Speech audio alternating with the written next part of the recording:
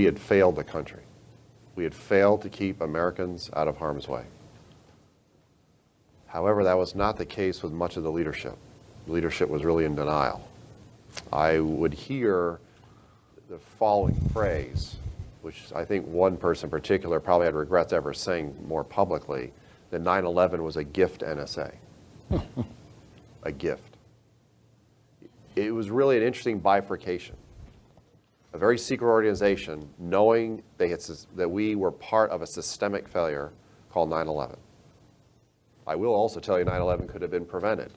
One of the things that's not well publicly known is that part of my whistleblowing involved being called as a material witness in the short months after 9/11 for 2 9/11 congressional investigations in which I gave highly classified information, operational intelligence, information that NSA had never shared, or information it did not know it had that was never shared, that if it had been shared and properly acted upon, probably would have stopped 9/11 alone, separate from any other intelligence agency or department. So that's the question. Could 9/11 have been prevented, as Thomas Drake, the former senior executive of the NSA, just said? On September 11, 1993, a National Security Agency linguist runs afoul of his superiors after he and other linguists submit a report concluding that Islamist terrorists are planning an attack on America. The analyst, who insists on remaining anonymous and is nicknamed Jay by press reports, is fluent in an unusual number of languages. He and his colleagues have studied Arabic language messages and the flow of money to terrorist organizations from Saudi Arabia lead them to believe that Saudi extremists are plotting an attack. Jay will later recall in January of 2006, quote, "You could see this was the pure rhetoric of Osama bin Laden and his group, the exact same group. And we had an early indication, all of us in the group had this view of a burgeoning threat, and suddenly we were all trotted off to the Office of Security. Then came the call to report for a battery of psychological tests," end quote.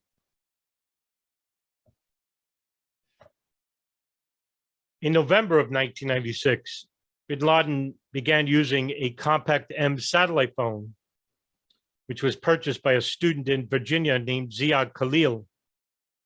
He was using a credit card of a British man belonging to Saad al-Faghi. After purchasing the phone, Khalil sent it to Khalid al-Fawaz, who was al-Qaeda's unofficial press secretary in London. From there, al-Fawaz then shipped it to bin Laden in Afghanistan.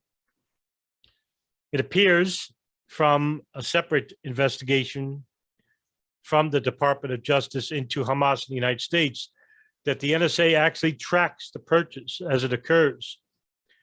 The FBI then asks the NSA to monitor the phone since it's decrypted. Bin Laden's phone is believed to be used by other top al-Qaeda leaders as well, including Ayman al-Zawahiri and Mohammed Atef, the military commander. Al-Fawaz also buys satellite phones for other top al-Qaeda leaders around the same time. Though the calls made on these phones are encrypted, the NSA is able to intercept and decrypt them. As one U.S. official put it in early 2001, the codes were broken and we heard everything. The Los Angeles Times will report that the monitoring of these phones produced tens of thousands of pages of transcripts over 2 years.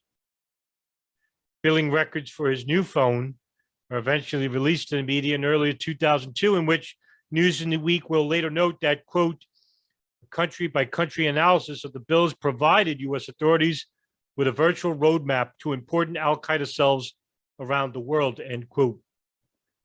The countries that were called on this phone were to Britain, Yemen, Sudan, Iran, Azerbaijan, Kenya, Pakistan, Saudi Arabia, and the United States.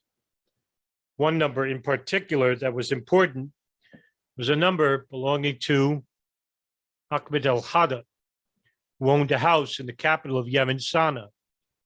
It was here that this house became al-Qaeda's communications hub, in which the NSA began monitoring also the calls belonging to that house. May of 2001, the NSA reported that at least 33 communications indicating a possible imminent terrorist attack. However, none of these reports provide any specific information on where, when, or how an attack might occur, it's alleged.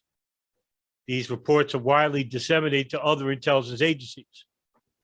National Security Advisor Condoleezza Rice later will read what she calls chatter that was picked up in 2001 in the spring and summer. Unbelievable news coming in the weeks. A big event. There will be a very, very big uproar. NSA Director Michael Hayden will claim in 2002 that all of the warnings were red herrings and not related to the 9/11 attacks. However, many people who are actually former employees of the NSA will disagree. Also in May of 2001, security linguist Jay warns his superiors at the agency that terrorists may be planning to hijack passenger planes and ram them into buildings, and that security measures need to be implemented to prevent this. Instead, Jay is ordered to undergo psychiatric evaluation. He was given similar treatment back in September 11, 1993. Jay will later claim that NSA officials dismissed his warnings and instead labeled him as obsessed with the idea of a kamikaze threat because of the time he had spent in Japan. In 2006, Jay will say that anytime his analysis countered conventional wisdom, he was ordered to undergo psychiatric evaluations. He will eventually develop an irregular heartbeat due to the stress of anticipating further retaliatory, potentially career-damaging psychological evaluations. Jay will spend his last decade at NSA with no promotion or raise, and will say that another linguist left the agency during that time out of disgust with what was happening. He would later say, "Who is going to listen to us? Who could do anything anyway?" In 2006, other current and former NSA officials will claim that the NSA routinely uses unfavorable psychological evaluation to retaliate against whistleblowers and those employees who come into conflict with superiors.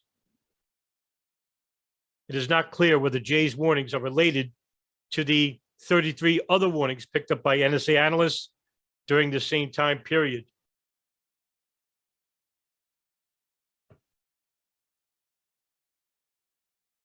Was this enough to stop 9/11 from happening, as Thomas Drake says? I believe if the information was shared with State Department officials and the Department of Justice, it very may well have. But what do we know about what was said on bin Laden's satellite phone and what was heard in the Al-Qaeda communications hub in Yemen?